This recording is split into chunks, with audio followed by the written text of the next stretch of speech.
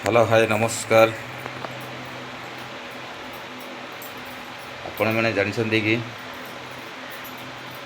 किछि दिन तले महाराष्ट्र रे गोटे कार एक्सीडेंट रे गोटे परिवार 9 जन मृत्युवरण कले। यार कारण सर्टकट रास्ता बाछि नहीं थिले। प्रत्येक मनीष सबु काम रे सर्टकट भाव में हवापाई चेष्टा करुछंती।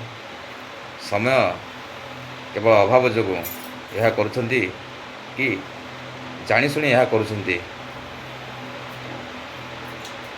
सर्टकट रे काम तो हो जाए, अधिकांश समय रे दुर्घटनार शिकार होती, से जीवन भी जाए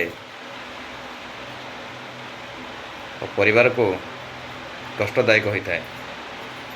तो आपण भावतु गोटे परिवार भितर 9 जनकर जीवन चली जाइए तो केते दुखदायक घटना। तो से मुझे चाहूँगी प्रत्येक काम भावी चिंती करंतु, सर्टकट रे जिमिति न करंतु। किसी समय लेट हो पछे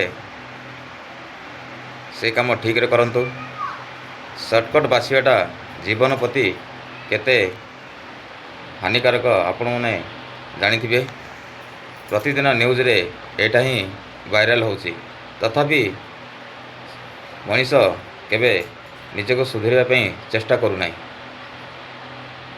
तो आपण मानकु ए कथाटी केमती लागिला कमेंट मध्य जणांतु। नमस्कार।